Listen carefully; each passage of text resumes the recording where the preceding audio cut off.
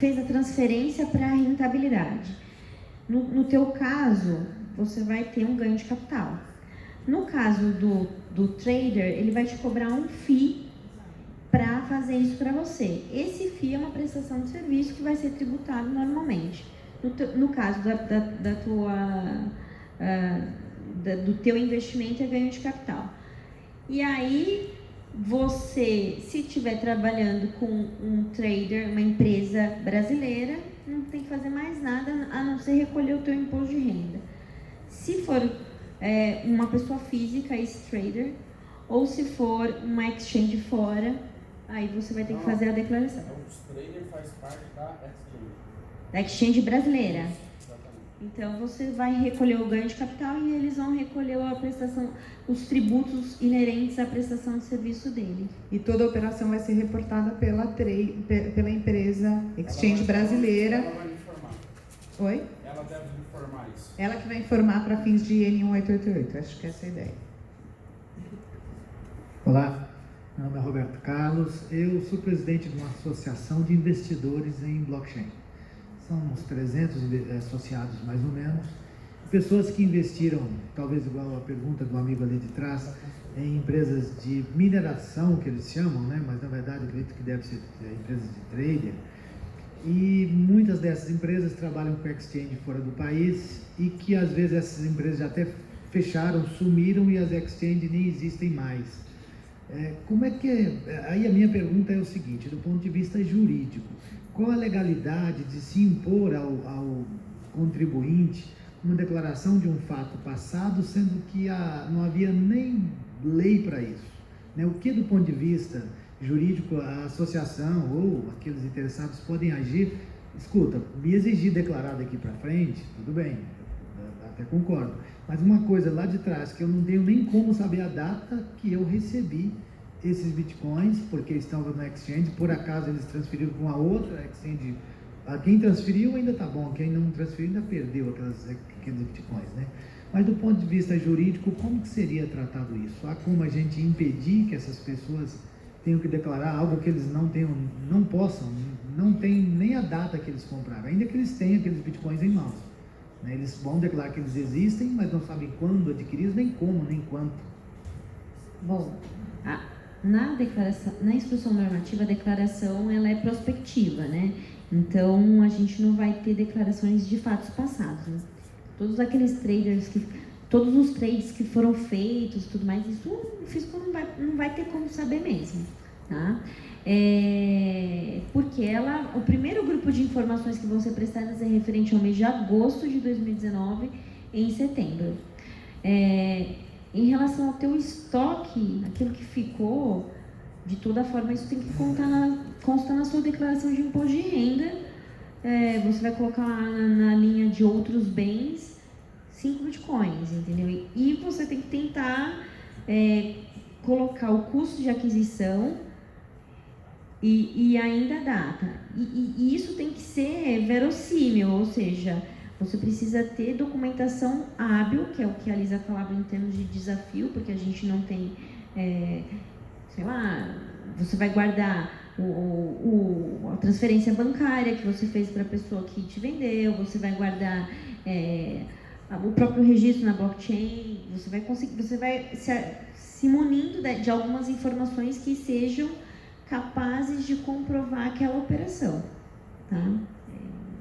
Mas em relação a retificações de declaração, como é que eu vou retificar? Que eu acho assim, só tentar ajudar aqui. O ponto é o seguinte, a Receita Federal, quando ela se manifesta no Perguntas e Respostas, ela fala, olha, eu tenho que declarar? Sim, você tem que declarar porque isso é um ativo financeiro. Para você dizer que você não tem que declarar cripto, você tem que desconstruir isso e falar que não é um ativo financeiro ou que você não tinha uma regra que estabelecer que isso é ativo financeiro. Mas isso daí vai contra o seu próprio bom senso, porque você quer efetivamente vender e realizar isso. Então, assim, eu acho que a declaração e a retificação das declarações de uma forma proativa não é uma coisa que vai te trazer nenhum prejuízo, na verdade. Você vai retificar suas declarações passadas para demonstrar que você tinha esses recursos investidos há mais de 5 anos, entendeu? Então, eu não brigaria contra a declaração ou contra a obrigação de declarar, porque eu acho que se você não declara, você necessariamente está chamando a atenção para o fato de que você tem alguma coisa que não está declarado, e aí você necessariamente está chamando a atenção do fisco para eles fiscalizarem Eu digo mais com relação à fidedignidade dos dados. Né? Eu vou lançar um dado que eu sei que não é verdadeiro. Eu tenho 10 bitcoins, comprei em 2015, não sei quanto, e vou chutar qualquer valor. Acho que a ideia, e esse que é o grande desafio aqui, que nem eu falei, que é você conseguir reunir a documentação que poderia ser considerada hábil e idônea para fins da Receita Federal. Então, não sei como que você comprou, não sei se você comprou de uma exchange, de um amigo, o que você fez, mas a ideia é que de alguma forma você conseguisse documentar isso. Em relação ao estoque, é legal a gente ficar atento, porque é o seguinte, a gente está aqui falando das declarações da instrução normativa, aquelas que são recorrentes mensais. Mas a gente acaba esquecendo de falar também que essa norma traz uma segunda declaração. Então, são duas obrigações. Então, as exchanges brasileiras, elas vão reportar até 31 de janeiro o saldo que os seus clientes têm em suas plataformas em 31 de dezembro de cada exercício. Então, imagine só, o serviço de custódia é considerado como exchange para fins de declaração da instrução normativa. Você tem lá você paga um serviço de custódia para deixar suas criptos, e esse cara vai informar para o fisco qual que é o teu saldo de cripto em 31 de dezembro. Então, começa a gente criar um sistema em que, se o contribuinte, pessoa física, não declarar e usa uma custódia de exchange aqui em sentido amplo, tá? Que é o sentido que a própria instrução normativa dá, vai começar a ficar complicado não manter isso na sua declaração pessoal. Tá? Boa tarde. A obrigação das exchanges é de divulgar o saldo a partir do próximo mês. E nos anos anteriores, se a instrução normativa começa a valer a partir de agosto? Vou dar um exemplo: o cliente que transacionou em 2017 e 2018, uma quantidade de bitcoins no mês abaixo de R$35 mil, que não tinha obrigação de pagar o ganho de capital, já transacionou, já vendeu, não tem mais bitcoin. E nunca declarou, porque não tinha essa obrigação de declarar a venda abaixo de R$35 mil, né? As exchanges são obrigadas a prestar a informação dos anos anteriores para a Receita ou não? Não, na verdade é o seguinte, a declaração mensal, ela não é saldo.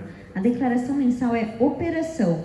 Então, naquele mês, então em agosto, todas as operações que acontecerem em agosto devem ser reportadas em setembro, ok?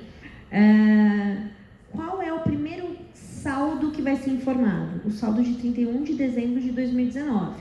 Então, chegou em 31 de dezembro de 2019, as exchanges vão pegar essas informações, vão coletá-las e vão declarar até 31 de janeiro. Essa declaração de saldo, ela é anual e ela acontece só uma vez, referente a 31 de dezembro e a ser informada ao fisco até 31 de janeiro do ano seguinte. Ou seja, um mês para reportar ao fisco. Tá certo. E só complementando a pergunta dele, né, aqui na frente. Quem já declarou no passado uma quantidade, está vendendo mês a mês, está pagando ganho de capital, inclusive está fazendo declaração normalmente. Não existia uma obrigação de você, como ele fez a pergunta, informar lá no passado de quem você comprou, a quantidade e tudo mais. Ou seja, a pessoa declarou pelo preço da época uma quantidade X e passaram aí 3 anos. O próprio programa do GCAP, do ganho de capital, ele não pede para você declarar de quem você comprou a quantidade, é só a venda, né? Como é que a Receita quer que a pessoa guarde esses documentos hoje de uma operação que ela fez há 3 anos atrás de compra, se ela já declarou, está declarado? Ou seja, ele cumpriu a parte dele, né? Salvo engano, já consta no perguntas e respostas da Receita, desde 2016, a obrigatoriedade de fazer as declarações dos seus saldos. Tá? Então, não é uma coisa tão recente, tá? A gente já está no 4º ano de manifestação do fisco sobre a obrigatoriedade disso. Tá? De um modo geral, a gente segue regras gerais sobre tributação. E no caso, a gente já tem uma regra que trata de manutenção de documentos que comprovem algumas operações. Então, ninguém compra um carro e não guarda o comprovante por 5 anos, ninguém faz uma venda de um bem, de qualquer coisa, e não faz a manutenção desses dados. E se você faz, especialmente via banco, que é o que a gente acaba usando, esse dado é um dado que não é tão difícil assim de recuperar. A gente entende que não era muito claro, o mercado é incipiente, as pessoas não sabiam como fazer e algumas informações podem até se perder. Eu trabalho com bastante clientes do segmento, eu não conheço ninguém que tenha sido ainda fiscalizado em termos de demonstrar todo, assim, documentalmente o seu saldo, tá? Eu acho que a gente precisa se organizar, porque daqui para frente isso vai passar a ser uma realidade, né? Então, e do passado, o máximo de informações que a gente puder coletar para comprovar a idoneidade dessas operações, a gente tenta coletar, né? No caso que eu citei, eu recebi R$100 mil, mas a empresa me paga em Bitcoin no dia o preço que ele na cotação atual. Vamos supor que nesse dia eu venda R$34 mil rolete, mande por banco. O demais fique na exchange e deixo lá para 31 de dezembro ou espero uma queda desse Bitcoin. Como será tratado nesse caso? Porque eu recebi, por exemplo, a R$30 mil. Agora você é pessoa física. Não, sou pessoa jurídica. Então, pessoa jurídica, R$35 mil não adianta. Tá? Isenção de 35 a pessoa física. Recebi 35 lá da empresa que eu contratei para rentabilizar a minha cripto. Tive ganho, vai pagar ganho de capital. Não, mas eu recebi em Bitcoin, não recebi em dinheiro. O dinheiro não foi bancarizado. É que no caso, ele vai considerar que houve uma permuta, né? Quando você está trocando cripto por cripto, porque ele faz, o seu trader ele vai fazer várias trocas, e aí ele vai te trazer um ganho, entendeu? 100 mil. Tanto faz se é em cripto ou se é em dinheiro. Acho que a ideia é, se você está recebendo 100 mil, isso daí vai ser considerado um ganho tributável. Esse é o ganho que você teve na sua operação, você recebeu em cripto. Mas se esse é o ganho que você teve na sua operação, isso, para fins do fisco, isso vai ser entendido como ganho tributável. E eu posso adiar o montante do imposto para pagar no último dia do ano? Não, tudo faz, na verdade, porque a sua declaração de ganho de capital você vai ter que fazer mês a mês. O pagamento de ganho de capital de pessoa física, ele é mensal, né? Ele vai ser sempre, o vencimento é no último dia do mês subsequente ao mês que teve o ganho. Da pessoa jurídica, se for uma pessoa jurídica tributada no lucro presumido ou no simples, ela vai tributar no mês do ganho, com base o simples na alíquota progressiva, o presumido vai ser 34%, e o lucro real vai entrar na composição da apuração do lucro real. Que se você faz o recolhimento trimestral, você vai pagar trimestralmente. Se você faz o anual, talvez você tenha que fazer alguns recolhimentos mensais dos ajustes dos balancetes, né? Que você vai apurando para fazer o seu pagamento de estimativa mensal. Eu gostaria de saber quem não é obrigado a declarar imposto de renda, como é que ele vai retificar a declaração de cripto? Então, vamos lá. Quem não é obrigado a fazer declaração de imposto de renda é quem tem um rendimento menor que... acho que é alguma coisa tipo R$40 mil por ano. Então, acho difícil você estar nos dois cenários ao mesmo tempo. E assim, rendimentos tributáveis, acho que a partir de 40 mil, rendimentos não tributáveis também nesse valor você já fica obrigado a declarar. Não tenho rendimentos, mas eu tenho um patrimônio acima de R$300 mil, eu estou obrigada a declarar. Então, eu não tenho rendimentos, eu só tenho 5 mil reais em cripto, eu entendo que você entra na regra geral de não ter que declarar. Porque 5 mil reais, por que o fisco faz isso? Porque é um bem de pequeno valor, entendeu? Agora, eu entrei na regra de declarar, e aí o meu estoque em cripto é acima de 300 mil reais, eu não tenho nenhum rendimento, fico obrigada a declarar. Posso só mais uma pergunta?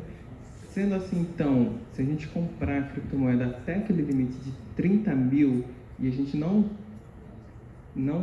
a gente vai declarar a movimentação, a compra dela? Na verdade é o seguinte, 35 mil, eu tive ganho no mês, eu vou entrar no programinha de ganho de capital, vou gerar o DARF e vou pagar. Esse limite que você está falando de 30 mil, eu entendi o que você falou. Você está falando, se eu só comprar 30 mil em cripto no ano, Sim. É isso que você está falando. Perfeito. Mas você teve algum tipo de rendimento, você não tem receita nenhuma e você não tem ativo nenhum.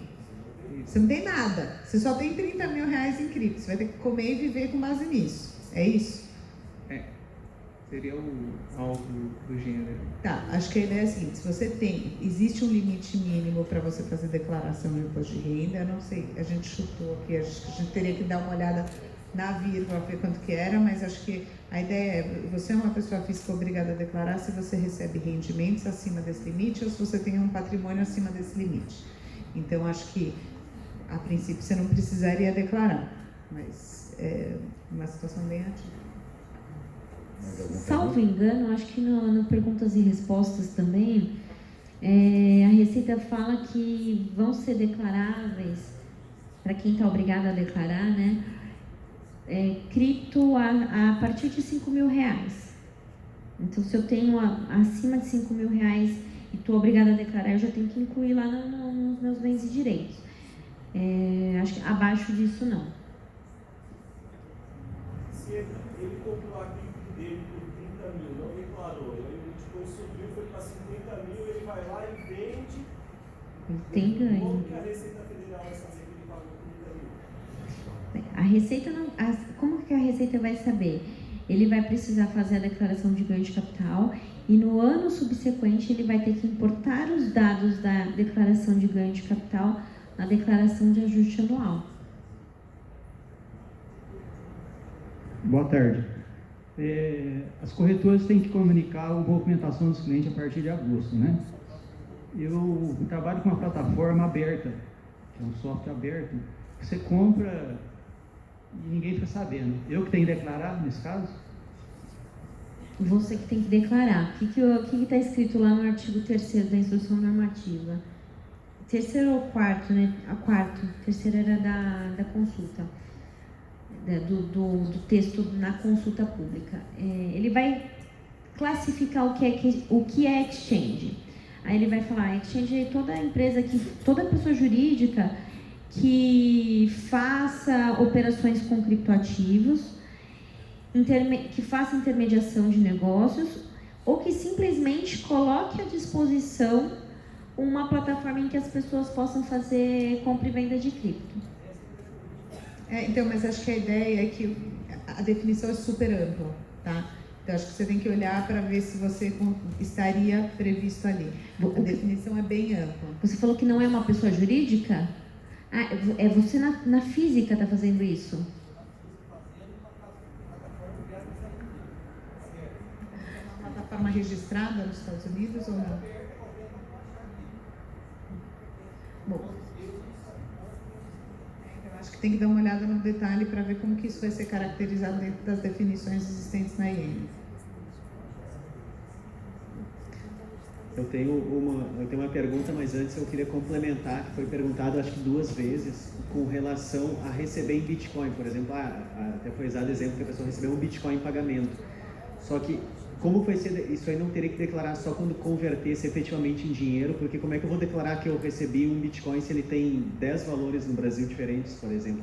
Eu acho que foi essa pergunta que alguém fez, mas isso que a gente não conseguiu entender, como é que ele vai declarar, ganhei um Bitcoin, mas ele não tem valor, ou eu vou emitir a DARF agora e daqui a uma hora a DARF já não teria aquele valor porque mudou o preço do Bitcoin.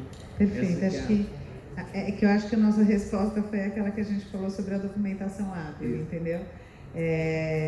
Isso vai ser visto, se você recebe em Bitcoin, isso é visto como dação em pagamento, é como se você recebesse em qualquer outro bem, tá? Então, isso vai estar sujeito à tributação. Como que você vai atribuir o valor e qual a documentação que você vai ter que juntar para efetivamente conseguir demonstrar para o fisco que aquele valor que você está declarando que você recebeu é o que você efetivamente recebeu, essa vai ser a dificuldade. Porque aí eu entendo que se, por exemplo, eu comprei o Bitcoin de alguém que alguém precisava vender 15 mil, como se fosse um carro. Eu declaro que vale para mim, valeu 15 mil, aquilo ali é compra, eu tenho o TED aqui da compra, que saiu 15 mil para aquele Bitcoin. Eu acho que seria essa a informação para lançar no imposto de renda, né? Que, assim, o que eu acho que a gente tem que segregar aqui? Receber em cripto, se é um recebimento de uma operação que eu consigo referenciar em reais, por exemplo, eu presto serviços jurídicos, eu cobro 5 mil reais para fazer um contrato, só que eu recebi em cripto, é 5 mil reais o meu rendimento da minha prestação de serviço. Aí, o meu escritório passará a ser titular de sei lá, não sei quantos satoshis que sejam representativos de 5 mil reais à época. Quando eu vender isso e eu realizar essa cripto por 6 mil reais, meu escritório vai ter um ganho de capital de 1.000 reais a pagar. A tributar, exato. Quando a gente está falando de outras operações, vamos falar, por exemplo, de doação. Eu dou para o meu filho um Bitcoin. Eu já quero eu já quero que meu filho comece a vida já com um Bitcoin. E essa doação, vamos tratar um Bitcoin não, que não vai dar certo, porque São Paulo tem isenção do ITCMD até 50 mil. Eu dei para o meu filho 3 Bitcoins. E em tese, isso tem uma mensuração em reais, né? E a legislação, ela trata de valor de mercado. Ele não é um valor cravado, porque eu não tenho uma cotação oficial, mas a gente consegue mensurar qual que é o valor de mercado no momento em que eu fiz a doação. Então, eu doei hoje, agora, meio-dia do dia 17 para o meu filho. A gente consegue fazer uma mensuração do que é o valor de mercado desse bem doado para fins de recolhimento do tributo. Então, eu fico sujeita ao imposto de doação e eu consigo encontrar a base de cálculo, que é o valor de mercado, que é um valor, assim, vai ser uma média, né? Eu vou falar, olha, vamos fazer um jabá aqui pro moço da Binance. Eu peguei a Binance, que é uma empresa referência, naquela hora, o fisco vai aceitar, porque isso é idôneo, entendeu? Para comprovação da base de cálculo do tributo. E aí entra no ponto de que talvez tenha um lado bom de você não ter uma regulamentação tão clara, porque aí você vai conseguir juntar o que é uma documentação hábil e idônea. Acho que é isso. Não sei se... Boa tarde. Aqui atrás. Eu não tenho. Mais uma perguntinha só. Mais 10? Não, a gente está tratando então, vamos lá, última aí. A gente está tratando aqui com um ativo extremamente volátil. Então, se eu tenho uma empresa que eu recebo diariamente alguns satoshis ou alguns décimos de Bitcoin e caiu o preço, caiu 80% dele. Só que no final, no frigir dos ovos, eu tenho uma quantidade maior de Bitcoin que eu tinha quando eu declarei. Como é que a gente faz essa? Porque daí, se a gente converter, eu vou ter um valor a menor, mas eu tenho uma quantidade maior de Bitcoins. Então, lembra que a gente falou que todas essas alienações, elas vão ser consideradas, todas essas trocas que você fez, elas vão ser consideradas alienações. Então, a ideia é que você documente isso. No final do dia, você vai ter que demonstrar ali que você tem um valor maior de bitcoins e você vai, na verdade, tipo, você vai estar apurando uma perda, né? É isso que eu entendi. Que você vai ter um valor maior de bitcoins, mas você tem um valor referencial de mercado menor. É isso? Você vai ter uma perda de capital, no caso. Perda de capital não é sujeito à tributação. Então, na verdade, você vai declarar uma perda. É isso. Então vamos encerrar por aqui. Muitas dúvidas, né, gente? Mas foi muito bom, esclarecedor. Obrigada. Bom, gente, mais uma vez lembrando aí que às 16h30, lá no palco 2, a gente tem o Sandro Mendes, com a palestra do efeito adverso das criptomoedas no mundo. Tá? E agora a gente tem mais uma palestra internacional, se por acaso alguém precisar de tradução, tem a cabine, tem o stand ali com os equipamentos, tá? Precisa de um documento com foto. A gente vai falar agora de liberdade e tecnologia. Depois uma palestra de tributação, liberdade, né? Liberdade e tecnologia. A palestra é Liberty Through Technology. Quem vai falar com a gente é o COO da Shell Pay, Lawrence Wolf.